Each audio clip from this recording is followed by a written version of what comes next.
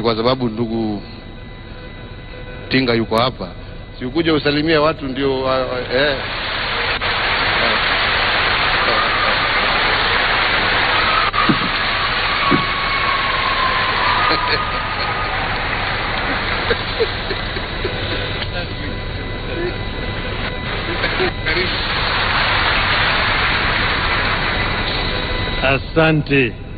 Asante sana ndugu yangu Mama Margaret, Mama Ngina na wageni wote wa shule wamefika hapa. Hamjambo. I am very delighted that my brother has invited me, ambushed me in fact, to come and say a few. As a friend and as a Kenyan. And I always refer to my brother here as my younger brother. Mama Ngina knows where we're coming from. I was a little young boy in 1952.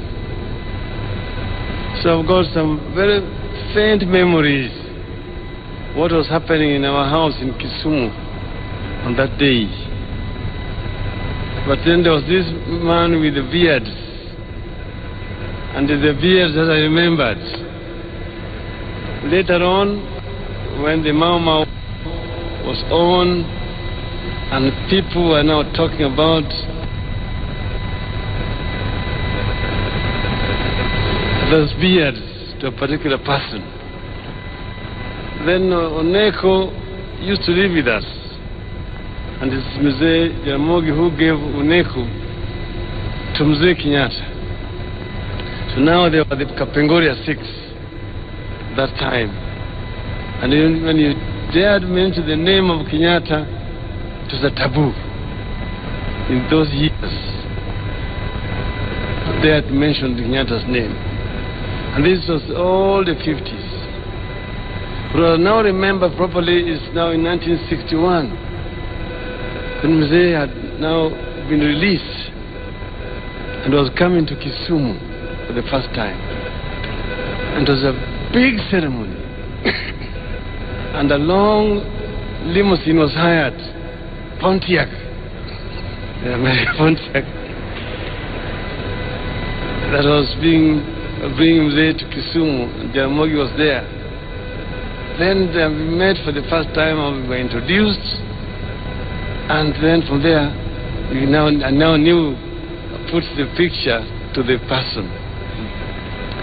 And then later on, I was a student. I'd come from Germany. And again we met now in 1965 in our house. And here was now Mzee. Then Jaramogi introduced me again. And then he spoke to me in German. Guten Tag, wie geht's dir? They are now connected because he had lived in Germany for a long time, and only me and him who could speak German in that audience. So we became friends. We've been family friends for a long time, and I remember on that day when Mzee passed on, Jaramogi went to State House and he was carrying the flying whisk. He then went and invoked a very, very passionate Taj in Luo. Ewai gimicha mwemari gimodon kirkige. Ewai gimicha mwemari gimodon to kirkige. Choge joy. That is very deep. That was a statement of the friendship that had been a long time. So this Mzee Kenyatta sacrificed for the independence of this country. They paid a very heavy price for this country to be free. And that is why when we are remembering Mzee, I put off other things I was doing to come and be with you here today. Kenya is bigger.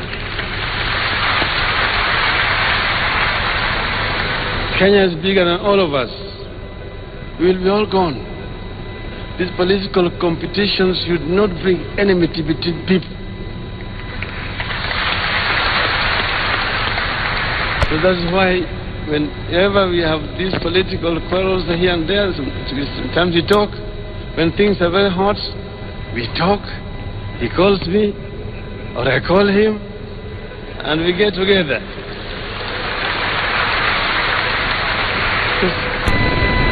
So as we get into the campaign, the heat is going to be here, but Kenya will be here again thereafter. Let it not be something that divides the people.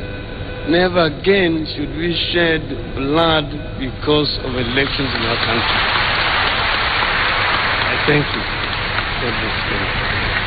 Asanteni sana.